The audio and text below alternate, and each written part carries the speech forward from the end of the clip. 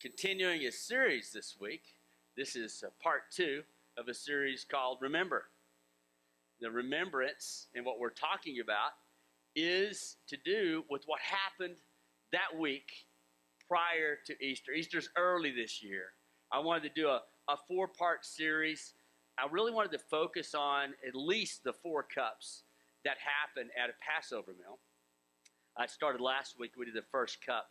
This week I'm going to cover Cup 2 and 3, because I want to get to the Garden of Gethsemane and focus on that, and I really want to bring that on Easter and talk about some that relates with that. But I want to get into, again, some of the background of what happened. And Dan and I were talking out in the hallway earlier, and one of the things that happens so often biblically, you go back through and you read biblical stories, and Jamie even alluded to it. There are stories that you've probably read many, many times, and what were all those details in there? And I'm amazed at how many times I can go back and read something again and see it again and maybe get more information, historical information. When Jesus was in the upper room with his disciples, there was a conversation that they were having. We know a lot about that in Christianity, and you take communion, you've heard some of that over, you've heard it again.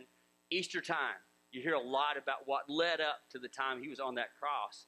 But all of that imagery that just goes throughout the Old Testament, that is reclaimed on that Passover night. What happened on the original Passover in Egypt some 1,400 years or so earlier, there's a lot of distance that happens in there. There's tradition that happened. And guess what? It's been 2,000 years since that Passover night with Jesus, since that Resurrection Sunday happened, and there's a lot of tradition that's happened and how different people look at. So we can go back and take a look at that night, and we can continue to learn. We continue to glean, and we continue to ask, most of all, ask the Spirit of God, the Holy Spirit, to bring to you the remembrance of what happened.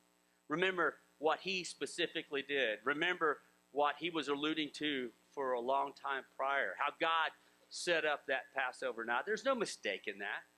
It's not a coincidence that the blood of the lamb on the doorpost, some of the things we talked about last week, were integral to this moment. So here we are with Jesus. They're up in the upper room. Jesus tells them at one point, and we talk about it a lot, do this in remembrance of me. Well, there's a lot going on there. Particularly, we think about that reinstitution of the Lord's Supper, the way he gathers that. But there is a tradition that he would have most likely been a part of. I do think that this was probably a Seder meal. This was a Passover, not just a meal before Passover, but particularly that. There's debate on whether that's what was going on or not. It doesn't tell us specifically, hey, this is what it was. There does seem to be that quite a bit, and it would make perfect sense. It is right before Passover, we do know that, so this would be very consistent. Even if it wasn't a Seder meal specifically that night, all of the imagery he's bringing to this meal and the things that he's saying are very familiar and in the forefront of the thoughts of everyone's mind that were there that night. The 4 cups are based on Exodus 6. I'm going to read this to you again, and then we'll kind of review, do a little recap of briefly what I did last week. Exodus 6, 6 and 7. This is what is remembered. This is what is recited at a Seder. This is what is something that they would be very familiar with. And it says this, and it goes back to the Exodus story. So they say, therefore, to the people of Israel, I am the Lord, and I will bring you out. These are the 4 promises. From under the burdens of the Egyptians, I will deliver you from slavery to them. I will redeem you with an outstretched arm and with great acts of judgment. I will take you to be my people. I will be your God. You shall know that I am the Lord your God, who has brought you out from under the burdens of the Egyptians. This is the reminder of what happened with them. This is what they were brought out of Egypt. Last week we talked a whole lot about that first cup. Let me give you those 4 cups again. Last week we talked about the sanctification cup, but the 4 cups, go ahead and put those up there. The cup of sanctification, that is the first one. I will bring you out, straight from Scripture. The second is the cup of deliverance. It has to do with the plagues and the judgment and the freedom, and that is I will deliver you. That's the second cup. You can keep it up there, all 4 cups if you want to for a minute. The cup of redemption, I will redeem you, and then also the cup of praise. And that's what we'll land on. The last one will be, I will take you for my people. That is the Hallel. I will speak to you a little bit about what that means today. This is the second cup today and the third cup. So we're going to talk about the cup of deliverance. I will deliver you. The cup of redemption. I will redeem you. So this first cup, it sounds like, if you think about, I will take you out, there is this idea that he's taking them out of Egypt. I mentioned that last week. But he also says, I will deliver you. Now that could sound similar, but there is a little bit of a difference here. And I think we've talked about this before. There is this situation where he has to get them out physically from Egypt. But then he also has to deliver them. Not just physically, but emotionally. He has to deliver them spiritually. He has to get Egypt out of them. You've heard that. I mentioned it last week. It's easier sometimes to get someone out of Egypt than it is to get Egypt out of them. You know, you have things that become a part of you. So that's really what this one is about. Interestingly, a lot of you wore green today, and we have green chairs here today just for a reason. No, they were already here. It's St. Patrick's Day. If you forgot to wear green, you may have already been pinched. That's, you know. I did it today. I did wear some green because I know some of you will go after it. You know, they're just too much with it. Maybe a mustache. I saw that. The reason I did it was it's not the superstition of it, but it is interesting. This is kind of a side note. I wasn't even thinking about St. Patrick this morning, but Kenny Thacker, every Sunday, we're on a stream together, and we'll do prayers to one another and stuff. And Kenny sent this morning. Listen to this prayer. Christ be with me, Christ within me, Christ behind me, Christ before me, Christ beside me, Christ to win me, Christ to comfort me and restore me, Christ beneath me, Christ above me, Christ in quiet, Christ in danger, Christ in hearts of all that love me, Christ in mouth of friend and stranger. This is a prayer from St. Patrick. So this day, even though it's become another holiday where you wear green, you pinch people, and you get crazy drunk on green beer. That's usually what it means for a lot of people.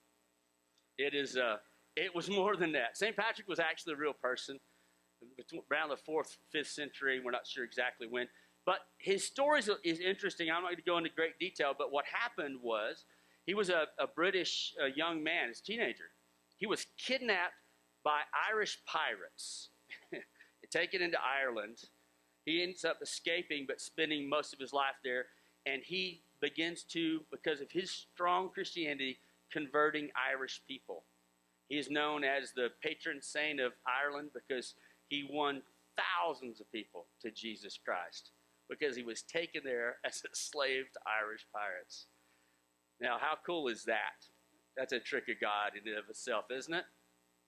And it's funny because it makes me think about the fact that God takes these people out of slavery in Egypt and he brings them out. And how often can God use someone either to go into a circumstance, come out of a circumstance, to convert and change those where he goes? And so I got to thinking about that today. This second cup is a cup of deliverance. I will deliver you is the wording that comes with that.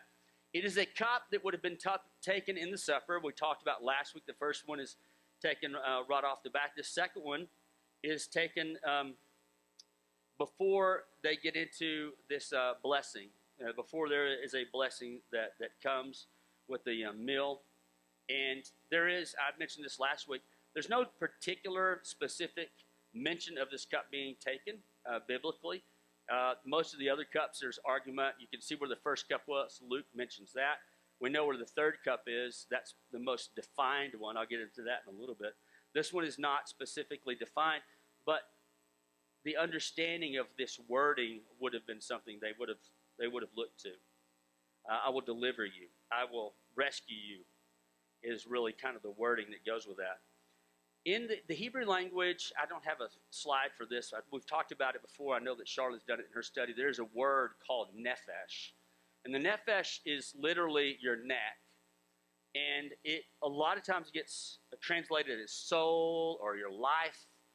There are a lot of meaning behind it because the word itself, if you think about it's kind of like your life funnel. Everything that goes through your neck is your superhighway.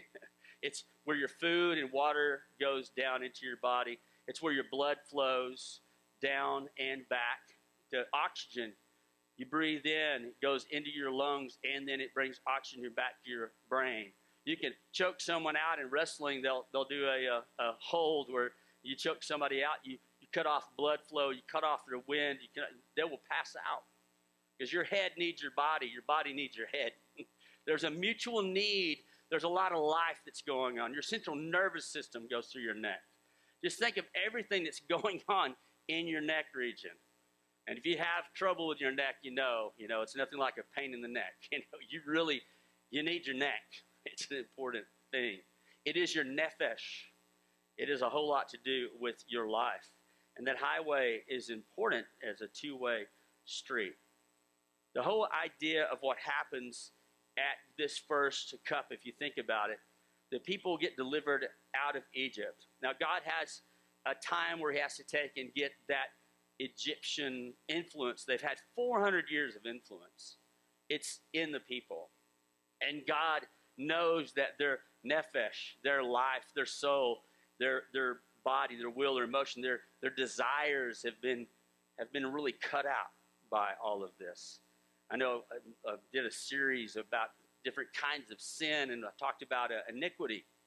And iniquity is really tied into this. The whole idea over time, if you spend all that time under that slavery and that bondage, and you could be in bondage or slavery to a lot of things, but if you are over a long period of time, it can begin to create an iniquity in you. It can begin to warp you. That word is akin to something that gets crooked over time, and that could be the way things grow, the way things go. It could be like a crook in a road that goes off in the wrong direction, or it could be the way the tree grows, and I went into some details about that. This is to address that. This idea that God will deliver, this idea that from them literally being delivered was something that they understood. There was a lot of stuff they had gotten used to. There are three words I want to introduce you to. I've already mentioned before, but I want to give them again. It's Magid, Haggadah, and Hagid. These three words these are all Hebrew words that are really very akin to each other. I'm just giving these to you because you'll see these a lot of time, especially in the Pesach or the Passover story. Magid is telling you the story. Haggadah can actually be really very similar in translation. It's the retelling also, or the telling of the story. This is what happens a lot of times at Passover. The story that they're retelling, the thing that they're remembering, is the Exodus, is the story of coming out. I give you this other one here so you can see how closely these words are related. The word Hagid is it's the first time that you see the root of this telling, and it's when God is in the garden with Adam and Eve, and they hide, and God goes to them. You remember he asked the question. He first says, "Where are you?" That question is not meant for God. It's meant for them. They need to identify where they are. And then the second question is this one: who told you? Because what happens is Adam says, "Oh, we're naked. We sinned. We're ashamed. We're hiding." That hiding indicates that there's something wrong. There's sin, and this is a result of that. And God is, who told you? You're listening to the wrong telling. See, the Haggadah is a reminder, and it's a thing that you remember over and over again, that God brought you out. He will deliver you. Each of these pieces is so important, and we have to be reminded over and over and over again. We go back to God's word, and why? Because it will give you the right bent. The world, the accuser, is looking at all times to do the same thing he did from the garden, from the very beginning, is to tell you something different, is to give you a counterfeit all along the way. This is how he works. And so here we are. There is this need for us all then, certainly then, and it's ongoing, to remember what God did. And to know that he still can deliver us from whatever it is that may have bent our path over time. There is this picture that happens in this second cup that I think is really interesting.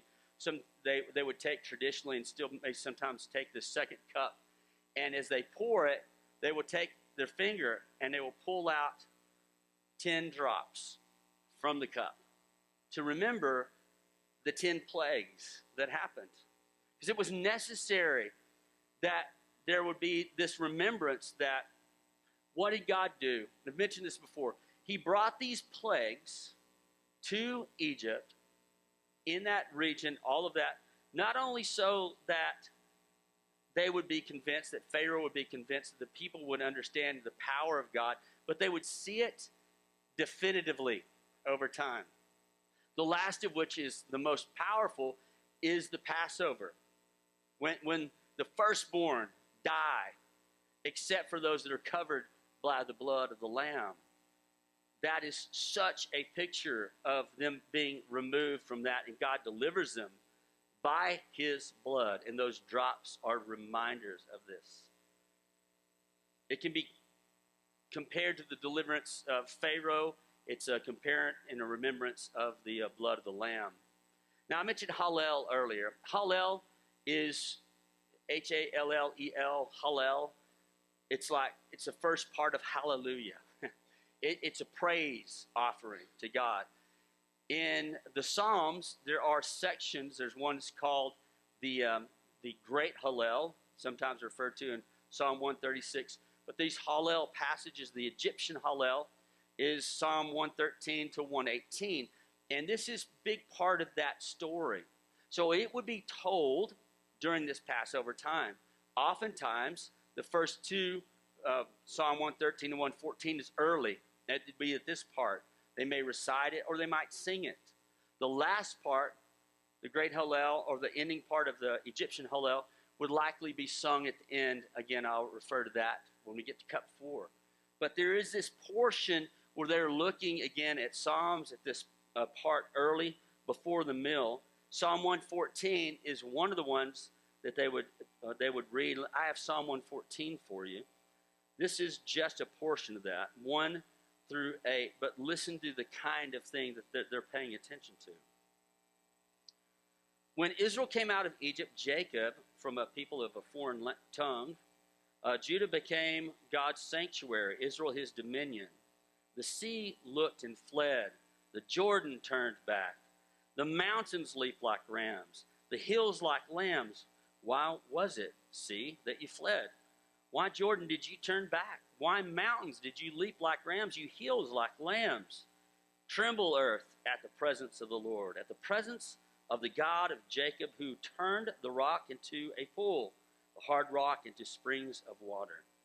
There is a remembrance, a commemoration of these mighty acts of God that he did for the people in the wilderness time.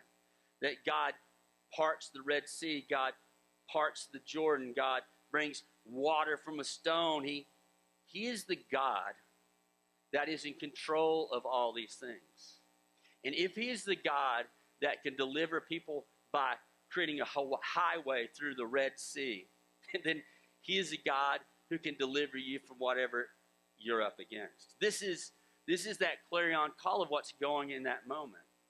He is the God who is bigger than the obstacles that you face. He is the God of yesterday, today, and forever, the creator of the entire universe. Everything that you see, the sun, the moon, the stars, and heaven above. So you're trusting in this God of everything. So then there are these iniquities that he's going to deliver us from. The crooked path, the things that have influenced us in the wrong way, whatever it's been, whether it's a family thing, and there's plenty of that going around. Bad company corrupts good morals, and you might have been hanging with the wrong crowd, I know there's plenty of that going around. I know this, not only did I hang with the wrong crowd a lot when I was young, I was the wrong crowd, what I'm saying? I made some paths crooked, I didn't get off the path, I was off the path. Come over here. Oh, that's a whole nother story. So there are these ways that iniquities happen, by the way. Sometimes it's because you stepped off the path, or maybe you got pulled off the path, or maybe you were pushed off the path. Sometimes you did it. Sometimes someone else did it to you. They come around. A lot of people are born into situations where they are born into like a rough place, a hard place, and that happens. Because of iniquities, whichever way they may come, whether we create them or they come at us, bad things we've done or bad things happen to us, there are layers of sin that can happen. Another thing that goes hand in glove with iniquities is inner vows. We can create inner vows. Sometimes they're in opposition to an iniquity. You're born into a backwoods redneck family, and you're like, when I graduate, I'm out of this one-horse town, and you head off to the big city, and you're not going to be anything like anything you're brought up, whatever it is. You're just going to do the opposite of whatever that was. There are Redskin fans. Well, they're not Redskin anymore. They're Commanders, Washington Commanders fans, or Eagles fans that live in Texas because they're angry because their dad was a Cowboy fan. Or they were for a little while, and they got mad about it, and they're like, I will never watch those guys again. They made an inner vow. And I get it. I get it. There are things that we become opposition to over time probably because something hurt us. Iniquities hurt. Whether we did it ourselves or something happened to us, something happened along the way, we might come to a place where we make an inner vow. And that inner vow becomes something that we partner with, and sometimes partner with evil even, in order to I will never let that happen to me again. It can a lot of times just be the ditch on the other side. So think about this. Think about how we see. I've seen this historically. Have you ever thought about how some feuds get started? Have you thought about how people get in fights with each other? I had to just look at this. It made me think about this feud you probably heard of. It happened from 1839 to 1921, almost a 100-year span. There was happening in the Kentucky-West Virginia border. There was a creek on the side and two families on either side of that. Some say, and part of the majority legend says that it got started because, and I'll give you their names, Randall accused William Anderson, also known as Devil Anns, of stealing his pig. This may exactly be how that started. So show a picture of these two fellers. These are the Hatfields and the McCoys. That's Devil Ann's Hatfield on the left there, and that's old Randall McCoy there on the right. They're good-looking fellas, aren't they? Just want to curl up and read a book with those guys, I tell you. Man, these guys, they started a family feud that started out as a fight and anger and back and forth across the river until 1882. There was a couple of the boys were really drunk and fighting with each other, and Ellison Hatfield was shot and killed. And then as a retribution, the McCoys came across, and they killed 3 more of the Hatfields, and it went on and on and on and on. Some 100 different people were probably killed along the line, and it wasn't just families. They started pulling in other people on both sides. It went to the government. It went all the way to the government, both of Kentucky and West Virginia, and ultimately to the Supreme Court to decide what they were going to do between these. Here's the deal. There were no winners. There was no one right and wrong. It was a feud. There were iniquities on both sides. There were inner vows, people hating. I think along the way, you get 100 years separated from it. It's like, well, why are you killing this person? Well, someone stole a pig. It's like, it's not what it's about anymore. It snowballs. It happens to us on personal levels. We get influenced by people groups. We get influenced by family members. And if you're born into it, you probably don't even know, because it's the only thing you've ever known. I think there were probably lots of family members that were born into that feud over time. And never even knew why. They just knew they hated each other, and they would continue doing it. People groups, intervows, iniquities. Man, we got plenty of that to go around in our world today. And it certainly was then.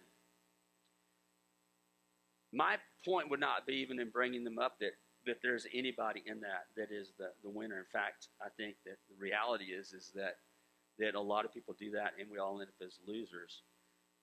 But what happened at that time, if you go back now to the people of God being brought out of Egypt.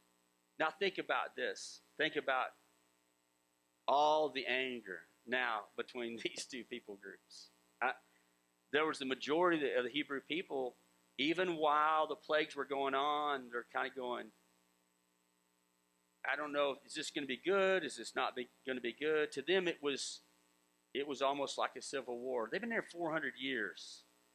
They were intertwined quite a bit. There were Egyptians in their camp, and they were in the Egyptian camp. Remember, that's how it starts. Joseph's over on the other side.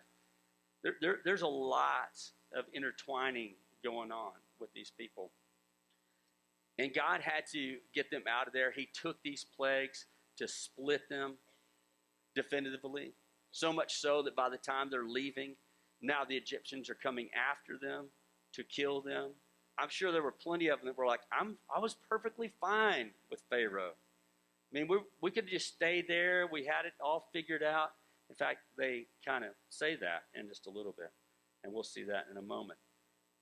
But listen to what Romans 8 says. This is what Paul tells us about God in all circumstances. You've heard this plenty of times, but let me read Romans 8. I'm going to read 27 and 28, so give it some context. He who searches our hearts knows the mind of the Spirit, because the Spirit intercedes for God's people in accordance with the will of God. And we know that in all things God works for the good of those who love him, who have been called according to his purpose. I think it's really important, and I mention this fairly often when we think about purpose in our life. And a very famous book that many of you have probably read, heard of, maybe done studies on. There's value in it, purpose-driven life. God laid it on my heart that we shouldn't be purpose-driven, but rather be purpose-led. I believe that God has a purpose that is bigger than our individual purpose. But he would call us alongside of him for that purpose. And it may be over a period of time, and even what we're doing individually can change over time. I'm always amazed. I'll look at the life of Jesus, the apostles, the disciples that were around, and how many times that God would direct them to go do something. They would go in one way and do that for a little bit, and then go and do another thing. When God called Abraham from the beginning, he says, I'm going to take you somewhere. He's like, okay, where are we going? He says, a land I will show you.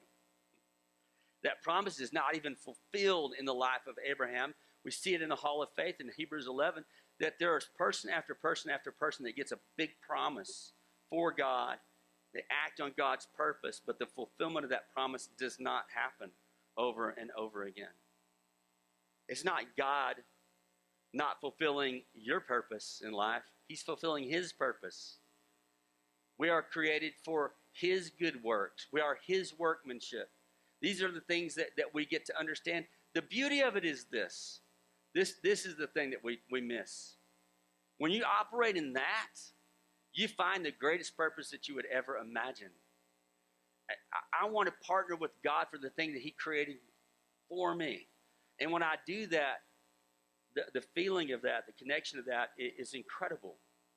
There are people over time that have gone out on their own and done great things, but they did them in their own name and just found it unfulfilling over time. There is something fulfilling about doing the great and mighty works of God, and they are good works.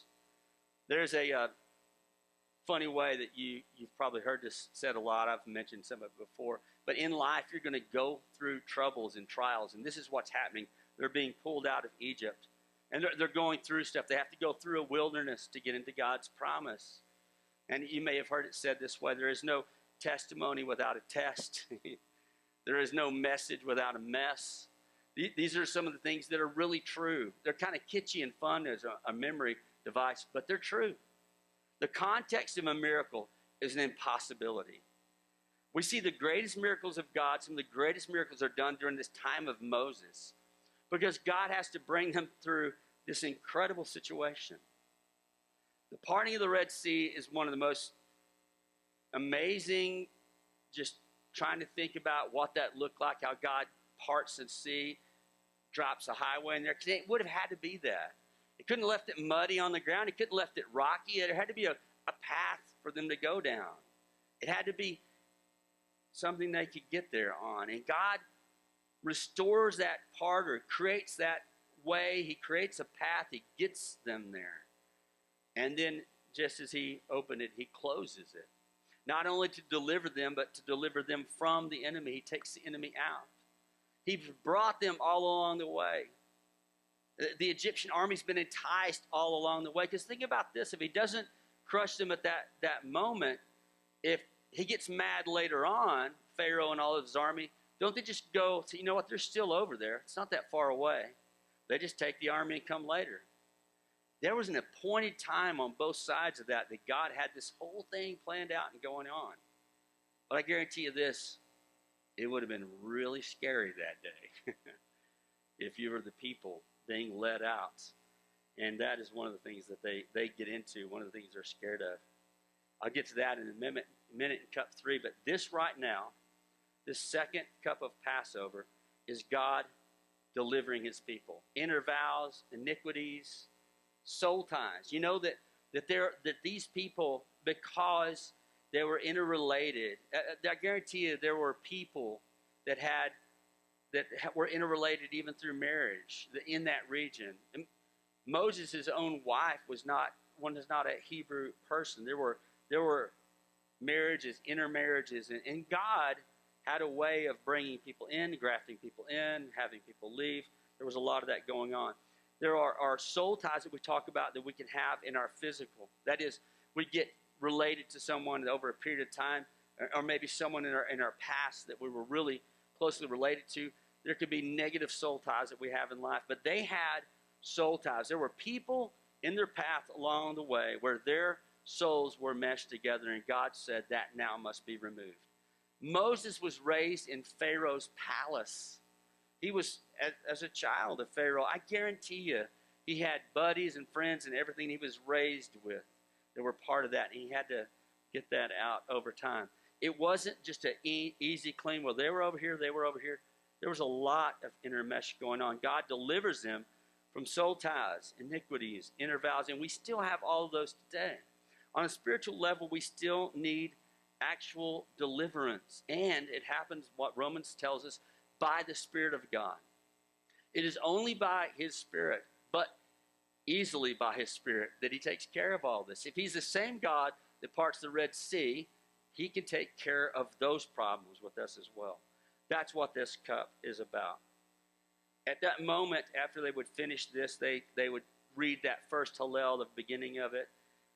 They would eat, and then, or they would finish, and then they would start, the meal would start right after this.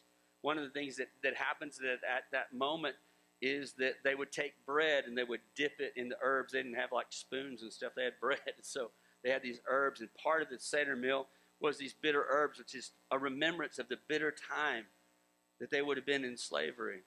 It's important because it is recorded in several of the Gospels, and I even mentioned last week, that Jesus says there's one who will betray me, and he's the one who dips with me. This would have been what Judas would have done. He would have dipped in the bitter herb with Jesus. That's why we believe that they were sitting next to each other, because they would have shared probably 3 at a time, bowls next to each other. John, then Jesus, then Judas, most likely how they sat. And Judas dipped in the cup with Jesus. He even, in John's gospel, it lets us know that he dips, hands it to Judas, and he tells him, now go do what you need to. And the rest of them were like, oh, I guess he's got something Jesus is going to send him off to do. They don't even get it at that moment, what's going on. But this is that bitterness. This is the inner vow, the iniquity. It goes all along with that. There are layers of that. This is what happens with Judas. Most likely at that point, he leaves, and then comes the next cup. The next cup is the one that you'll be most familiar with. This will be the one that Jesus reinstitutes the Lord's Supper with. There are very few that would disagree that this cup, this next cup, the redemption cup, this is the one he's talking about. Now, whether it's a Seder meal and it's cup 3, most likely is, or even if it's not, everyone knows he is certainly alluding to the Exodus story. There's no doubt of that. The whole lead up to Passover season is all about the Exodus. It's all about the commemoration of that. And he renews this cup. This is that redemption cup. It is the next one. I will redeem you. It is sometimes called the cup of blessing. It is the blessing cup. The new covenant in his blood. Luke 22:20 tells us this. This is one of the several that talks about it.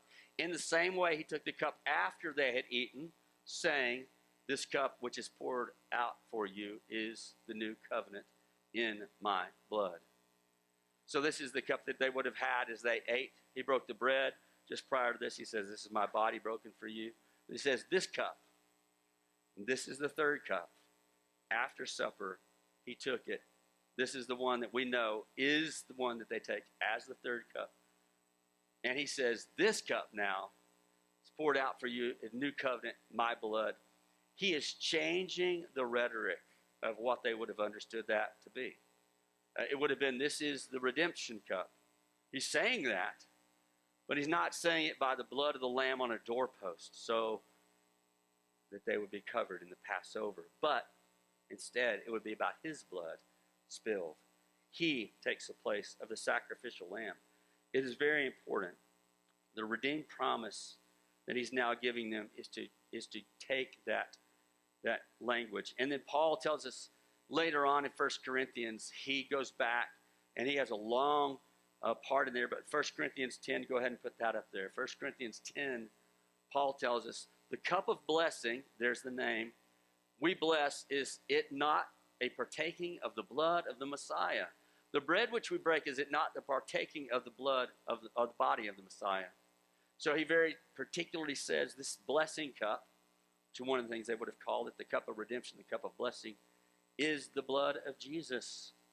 And he's reminding us of that. And so as often as you take that in the Corinthian letter, a lot of times is the version that we read when we do communion, because it's his body broken, his blood spilled out.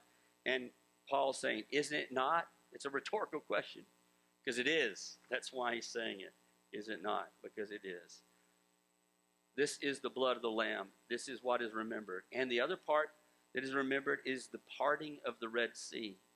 So here we go then back to the Red Sea. One of the things that would have been very focal from the redemption, to be redeemed, was to commemorate at this moment is that they were standing, the people of God were standing at the Red Sea.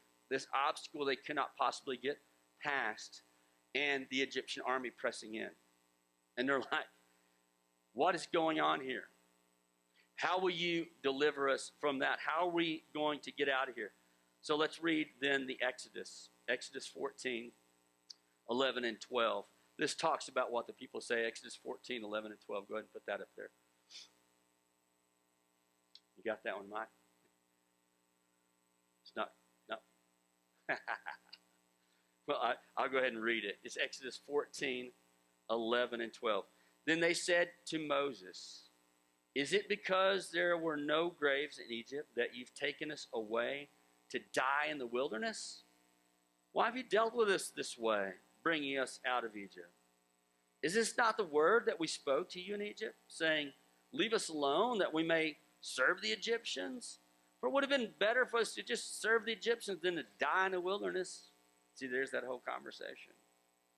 See, they were in. They were like, man, this is great and all. And they gave us a lot of money and goods and stuff. And we took off. And that's nice, but they're about to kill us. And that's not nice. Why did you do this? This is an evil trick. What are you doing? This is weird. I don't get it. But then Moses gives an answer in Exodus 14, 13, and 14. Right after that, he continues on. And so Moses says to the people, fear not, stand firm, and see the salvation of the Lord, which he will work for you today. For the Egyptians whom you see today, you shall never see again, and the Lord will fight for you. You have only to be silent. I like that. He says, hush your mouth. Stop talking like that. Your words that are coming out of your mouth are testifying against what you've seen God do. Were you guys not there when we did the whole 10 plagues thing? That was pretty impressive. The same God that brought you out will redeem you. He will deliver you and redeem you. This is the same God. He is your salvation, okay? So stop talking that way. Have faith. And guess what? Then let's just see what God's going to do. I think even at this point, Moses is like, I'm not sure what he's going to do, but he's going to do something. I've seen God at work already, and I'm feeling pretty good about this on the God side of things. So there they were. They're caught between the rock and the hard place. And how many times in your own life has that happened? And how many times is it so easy to just go, God, what is going on? Are you not here? You told me to go here, and now I'm doing that. It's not working. God is never surprised by where you are, but he'll often ask you, where are you? Because he's usually talking about here, not physically where you are. And if you're straight off on your own, he's going to ask you, where are you? To let you be reminded of, well, that might have been your choice. Or maybe you're there because you were taken there out of your own free will, but you're still not in a good place. What he's trying to tell you is there is a better place for you to be. And if there's a lie that's attached to that, what story are you listening to? Who told you that? What voice is that? How about we remember this promise instead? It says, as often as you do this in remembrance of me. Remember my blood shed for you, my body broken for you. But I was the God all the way back at the Red Sea. Right there where the people were standing there between a rock and a hard place. Between the Red Sea and the army of Pharaoh. Now I've had some bullies in my day. I've been a bully in my day. And I've run against stuff. But I've never been up against the Egyptian army. That's pretty tough. We think about persecution and difficulty, and there's stuff I've had to get over, but I've never had to get through a Red Sea. This is not an analogy. This is how God operated. God gave these incredible miracles and said, remember this, so that we don't go back through each of those. So then whenever we come up against whatever obstacle it may be, if there's an inner vow or an iniquity or a soul tie or anything that we've done in the natural or has happened to us in the natural, it's the same God that parts the Red Sea, the same God that delivers them through the wilderness is the one who can deliver you. He's with us. He's for us. He is the author and the finisher of life. He is our good God. I'll actually get into the goodness of God in one of the future lessons I want to do for you guys.